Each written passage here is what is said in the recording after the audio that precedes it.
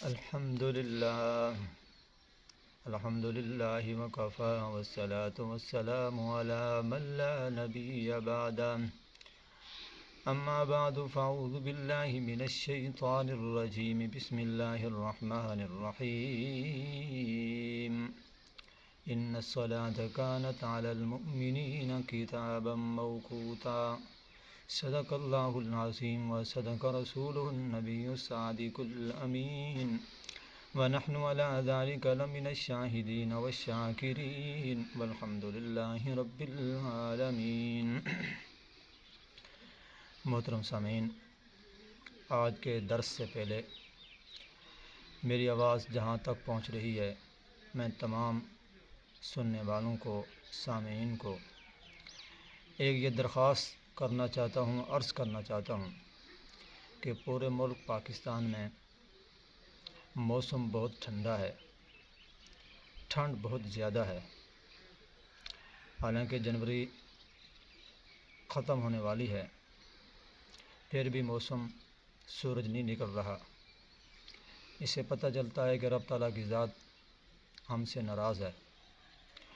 تو میں تمام سننے والوں سے یہ عرض کر رہا ہوں، آپ کو بھی، میں اپنے آپ کو اور تم کو، سب کو، کہ ہم اللہ کے حضور اللہ سے گڑ گڑا کے دعا کریں، معافی چاہیں، 5 وقت کی نماز ادا کریں، فجر اٹھ کر اذان فجر سے پہلے تہجد پڑھیں، اللہ سے دعا کریں، توبہ اور استغفار کریں کہ اللہ کی ذات اس موسم ٹھنڈ کو ختم فرما کر صحیح موسم نصیب فرمائے۔ تو میں یہ التجاس اس لیے کی ہے، انشاءاللہ مجھے توقع ہے میری جہاں تک یہ الفاظ، یہ میرا پیغام آواز دے گی، وہ انشاءاللہ العزیز ضرور اس پر عمل کریں گے۔ تو اس ریکویسٹ کے بعد میں اپنا سبق کا آغاز یہ کرتا ہوں کہ آج ہم نماز ظہر کا مستحب وقت آپ کے سامنے پڑھیں گے کہ نماز ظہر کا مستحب وقت کہاں سے شروع ہوتا ہے، کب تک ہوتا ہے۔ ظہر کی نماز کا وقت تو آپ نے سماعت فرما لیا پہلی ویڈیو میں۔ آج کی ویڈیو کے اندر ہم یہ ریکویسٹ کریں گے کہ گرمیوں کے موسم میں یا سردیوں کے موسم میں نماز ظہر کب پڑھنی چاہیے۔ گرمیوں کے موسم میں نماز ظہر کا مسنون وقت میں آپ کے سامنے امام الانبیاء کا فرمان پیش کرتا ہوں۔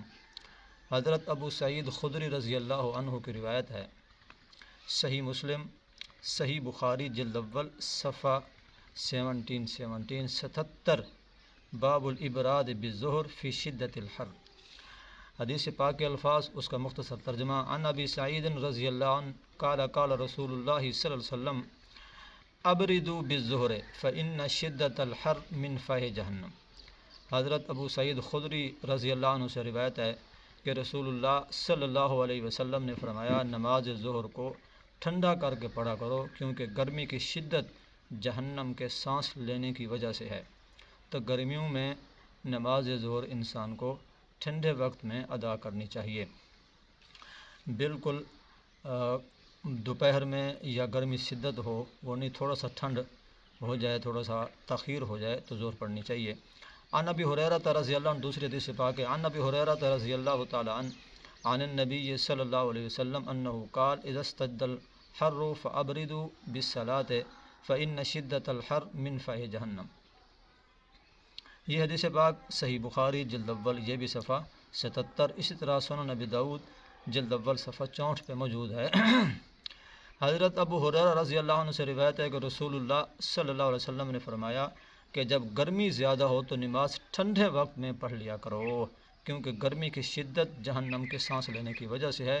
تو گرمیوں کے موسم میں نماز ظہر ٹھنڈے وقت میں ادا کرنی چاہیے۔ تو سردیوں کے موسم میں نماز ظہر کب پڑھنی چاہیے، اس کے لیے مسنون اور مستحب وقت کیا ہے؟ حضرت انس بن مالک رضی اللہ تعالیٰ عنہ کی روایت موجود ہے، سنن نسائی جلد اول صفحہ 87، اس طرح صحیح بخاری جلد اول صفحہ 124۔ عن انس بن مالک رضی اللہ تعالیٰ عنہ قال کان رسول اللہ صلی اللہ علیہ وسلم اذا کان الحر ابرد بالصلاۃ واذا کان البرد عجل۔ حضرت انس بن مالک رضی اللہ عنہ سے روایت ہے کہ رسول اللہ صلی اللہ علیہ وسلم گرمیوں کے موسم میں نماز ٹھنڈے وقت میں پڑھتے تھے اور سردیوں کے موسم میں جلدی ادا فرما لیتے تھے۔ تو ان احادیث سے پتہ چلا کہ گرمیوں کے موسم میں نماز ظہر ٹھنڈے وقت میں پڑھنی چاہیے، اور سردیوں کے موسم میں نماز ظہر جلدی ادا کر دینی چاہیے۔ دعا کرتے ہیں اللہ رب العزت جو کہا گیا عمل کرنے کی توفیق عطا فرمائے۔